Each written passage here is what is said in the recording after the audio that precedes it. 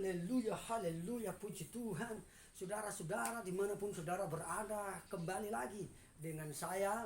Saudara, kita akan menyaksikan bagaimana Tuhan membawa saya untuk mengalami kuasa-kuasa Tuhan. Nah, saudara, hari ini saya akan menceritakan bagaimana kesaksian yang saya alami. Tahun 2010, ketika saya ada di satu kabupaten, dan Tuhan perlihatkan saya, yaitu bagaimana kalau jika kamu tidak melayani dengan sungguh-sungguh, tidak mau fokus melayani, umurmu 35 tahun kamu akan mati.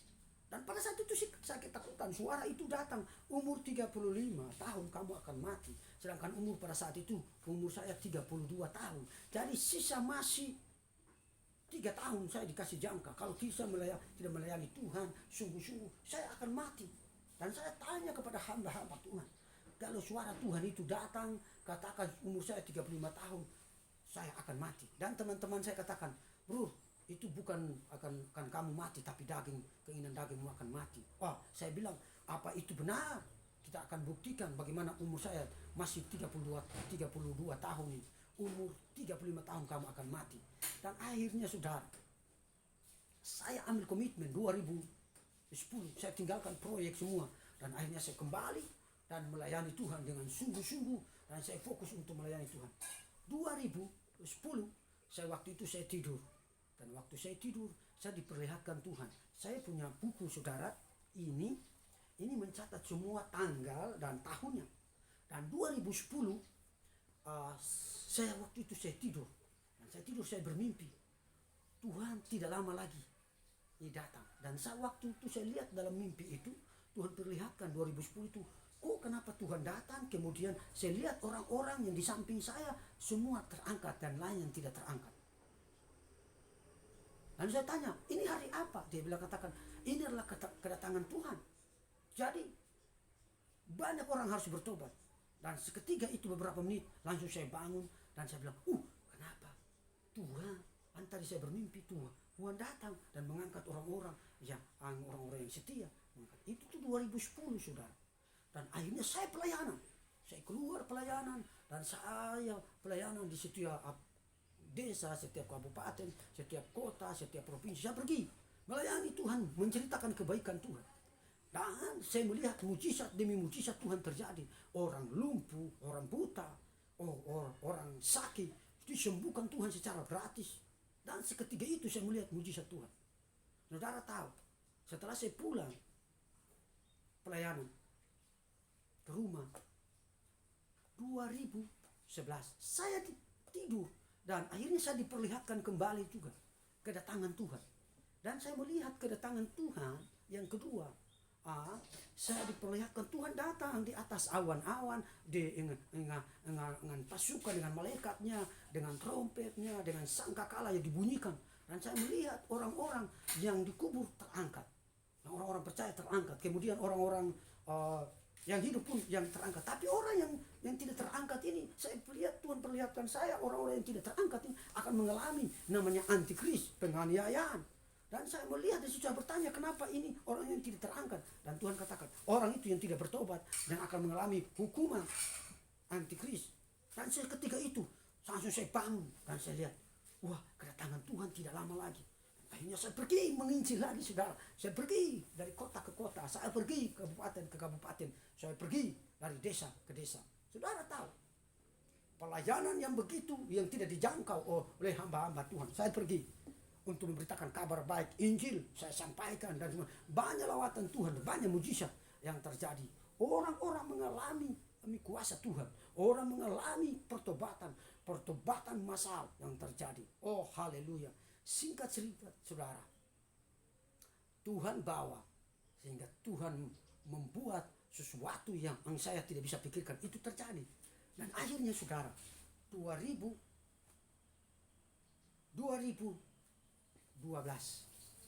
saya catat di sini tanggal 28 sampai tanggal 29 Februari 2012. Roh saya dibawa ke surga dan neraka. Saya cuma dengar, baca di Alkitab bahwa neraka dan surga itu seperti apa. Tapi saya belum lihat surga dan neraka seperti apa. Ternyata saya mengalami. Saudara, saya akan ceritakan bagaimana saya dibawa. Pada saat itu saya tidur jam 8:30 tepat, tanggal 28 Februari 2012. Saya dibawa, roh saya dibawa ke sana, dan ketika saya lihat itu seperti ada satu gedung yang begitu indah. Dan ada satu orang yang pakai jubah putih menyambut saya, saudara. Dan ketika dia menyambut saya, dia memberikan satu kunci yang pernah saya tidak temukan di bumi ini. Dia berikan satu kunci yang sangat lembut. Kunci itu seperti kelereng, kemudian saya dikasih dan saya ambil. Dan saya bilang, sangat indah dan luar biasa.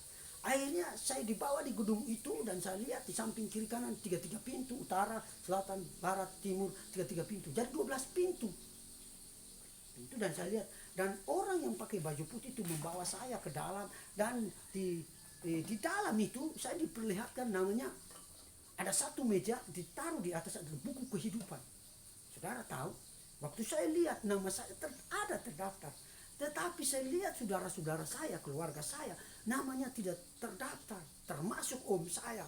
Dan saya katakan, bisakah mereka ini didaftar? Dia katakan begini, orang yang menjaga buku kehidupan ini berkata begini, tidak bisa lagi jika orang itu sudah ada di sini, ini tidak bisa lagi didaftarkan.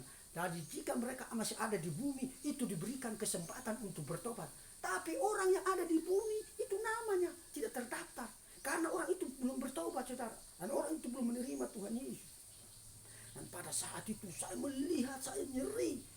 Saya berasa sepertinya sedih, nangis. Dan akhirnya dari situ saya dibawa lagi namanya langit berikut. Dan saya ketika dibawa di tangga berikut, saudara, dan saya diperlihatkan namanya buku tambahan, buku kehidupan tambahan. Dan akhirnya saya melihat buku kehidupan tambahan dibukakan semua. Bagaimana perbuatan saya melayani di bumi, kesalahan dan perbuatan dosa-dosa dibukakan semua. Saya cuma tunggu dan mendengarkan. Saudara tahu, begitu saya dibacakan nama dan perbuatan, dan akhirnya saya disidang. Saya lihat ada 12 domba Allah duduk dengan jubah putih dengan penuh kemuliaan Tuhan. Kemudian di tengah-tengah itu ada satu mahkota. Akhirnya saya tunduk dan saya mendengarkan dibacakan semua perbuatan dan pelayanan yang selama saya ada di bumi. Akhirnya saya dibukakan semua, dan yang saya melihat seketika itu saya dibawa, hamba-hamba Tuhan, orang-orang jahat dipisahkan, malaikat-malaikat yang raksasa yang untuk pencabut nyawa dan memisahkan, pedang yang begitu besar dan orang yang tinggi besar yang begitu nyeri. Saya melihat dan saya mendengarkan yang jahat-jahat dipisahkan, dan dia berkata, kenapa saya sudah melayani Tuhan dan kenapa saya dipisahkan di orang-orang kelompok orang-orang jahat, kan saya melayani Tuhan. Lalu orang itu berkata, engkau pembuat kejahatan, engkau tidak ada di tempat ini, kamu harus dipisahkan. Saudara tahu, setelah itu satu orang yang pakai baju putih ini membawa saya, memperlihatkan namanya neraca. Saya pikir neraca itu adalah timbangan emas dan kopra. Ternyata bukan. Saya disuruh diperlihatkan, kemudian masuk di timbangan itu. Satu timbangan itu seperti di tengah-tengah bumi ditaruh, kemudian ada kaca murni, tidak ada seorang pun yang pegang. Akhirnya saya disuruh masuk, timbang di situ. Saudara, saya timbang. Waktu saya masuk ke dalam, kemudian saya ditimbang oleh saudara, kemudian akhirnya kembali di tengah-tengah. Akhirnya selamat. Saudara tahu, tidak di bawah timbangan itu adalah neraka, lautan api yang tidak pernah padam, seperti lautan api yang tidak pernah padam. Saya lihat di dalam api itu suara-suara yang berteriak, panas, tolong selamatkan. Dan saya melihat di dalam api lautan itu, ternyata tidak ada seorang pun yang bisa selamat ketika dibuang ke dalam itu. Sebab di samping tembok-temboknya semua tidak ada tangga, dan tidak ada yang bisa untuk lolos dari lautan api itu. Jadi saya lihat di tempat sana, orang-orang yang dibuang di sana itu AC-nya adalah api. AC-nya adalah api yang begitu menyeramkan. Kemudian bantal adalah belerangnya. Sehingga saya lihat begitu mereka disiksa, mereka dianiaya, binatang-binatang yang menyiksa mereka. Kemudian saya lihat ulat-ulatnya, begitu bau hamis, begitu binatang-binatang yang masuk ke dalam tubuh mereka, menyiksa mereka. Daging mereka itu dipenuhi dengan ulat-ulat, sehingga keluar masuk mereka habis, matanya copot, abinya pas keluar, terpasang lagi, disiksa terus menerus. Dan saya mencium bau-bau hamis, mencium bau-bau yang tidak kurang enak, menyerikan saudara. Sehingga tempat itu, saya katakan, tempat itu yang sangat menyerikan bagi orang-orang yang tidak bertobat. Akhirnya setelah itu saya diperlihatkan lagi di bawah satu orang baju putih itu, memperlihatkan namanya tempat Firdaus yang begitu indah, tempat yang begitu, yang aktivitas yang setiap saat kita tidak bisa bekerja, tidak bisa lagi mencari, tidak bisa, kita diberikan oleh tempat itu. Sama seperti taman yang begitu tidak ada di bumi, taman yang begitu indah. Saudara tahu, tempat yang begitu sejuk, tempatnya sepertinya tidak ada. Kita bisa bersahabat dengan binatang-binatang, bersahabat dengan orang-orang di situ. Semua orang-orang di sana sangat baik-baik. Dan saya melihat begitu tempat yang begitu indah, begitu sejuk, begitu nyaman. Saya bilang sungguh luar biasa. Akhirnya setelah itu saya dibawa, namanya neraka saudara. Surga. Akhirnya saya dibawa jalan-jalan yang saya injang pertama saudara. Injang itu jalan-jalannya dari emas, batu-batu yang dibangun, batu-batu yang mahal, batu-batu yang indah. Dan saya melihat betapa indahnya di sekelilingnya, betapa mewahnya, betapa indahnya, betapa hebatnya tempat itu. Yang saya tidak bisa temukan yang ada di bumi, saya temukan di sana itu. Rumah itu yang dibangun dengan tangan Tuhan, sehingga dia bawa dalam perjalanan saya, ngobrol dengan orang yang pakai jubah putih itu, ngobrol terus menerus sampai tiba di situ. Saya langsung katakan tempat yang begitu indah, yang begitu hebat. Akhirnya kami berhadapan muka dengan muka, dan dia katakan, ini tempatmu, ini tempat yang kamu akan tempati. Saudara tahu, ketika selesai ia ngomong, dan saya katakan sungguh indah tempat ini, sungguh luar biasa. Dan akhirnya saudara, saya katakan tempat yang sungguh indah dan sungguh penyaman tempat ini bagi orang-orang yang setia, hidup yang menyenangkan hati Tuhan. Dan saudara tahu, orang yang membawa saya itu langsung dia katakan seperti ini, pulang. Dan saya katakan pulang dengan cara apa? Dia katakan pulang dan beritahukan umatmu. Apa yang harus saya katakan? Dia katakan pulang, beritahukan umatmu bertobat sungguh-sungguh, hidup setia, hidup taat, hidup mencintai ketetapan dan peraturan Tuhan, supaya apa yang aku perbuat, yang aku persiapkan, yang ada tempat di mana aku berada, di situ kamu pun berada. Dan saya katakan, jika saya sudah sampaikan kepada mereka, jika mereka tidak mendengarkan, dia katakan itu bukan urusanmu. Urusanmu hanya menyampaikan, dan urusanmu sudah selesai, dan urusan Tuhan akan melakukan bagiannya. Dan seketika itu saya katakan baik. Dan seketika itu saya dibalikan, saudara. Roh saya dibawa tanggal 28 Februari 2012. Saya tiba nanti tanggal 29 Februari jam 9 pagi. Saya hitung sekitar jam 12 jam saya ada di sana. Akhirnya saudara, saya ya 3 hari saya tidak bisa pulang. Tidak bisa. 3 hari saya tidak bisa keluar dari rumah. Saya nangis terus menerus. Saya tidak bisa cerita sedang. Dan saya cuma katakan, Tuhan berikan saya kemampuan, berikan saya roh keberanian untuk menceritakan ini kepada saudara-saudara saya, kepada keluarga saya, kepada sahabat saya, kepada ada orang-orang percaya. Saudara tahu, 3 hari saya berkurung di rumah dan saya tidak bisa cerita. Lewat dari 3 hari saya pergi. Orang yang pertama saya kunjungi adalah gereja-gereja yang ada di Sulawesi Utara. Dan saya pergi di Sulawesi Utara itu, gereja KPDI salah satu. Saya pergi sana, saya ceritakan apa yang saya alami 12 jam. Orang yang saya ceritakan di itu, akhirnya mereka mendengarkan. Dan akhirnya mereka memvonis saya.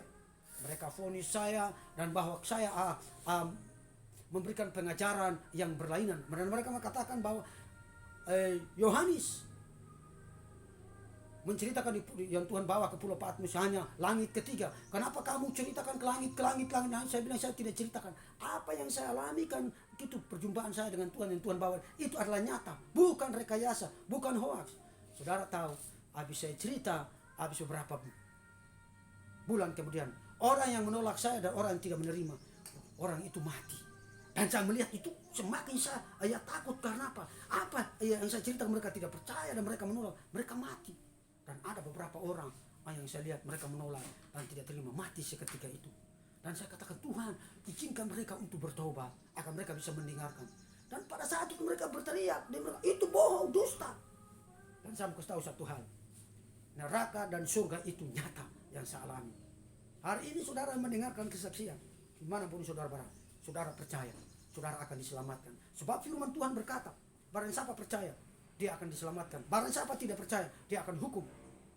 Saudara percaya agar saudara diselamatkan oleh Tuhan. Oh haleluya, puji Tuhan, puji Tuhan. Biarlah kesaksian diberkati dimanapun saudara berada dan saudara mendengarkan. Iman saudara semakin dibangkitkan oleh Tuhan. Haleluya.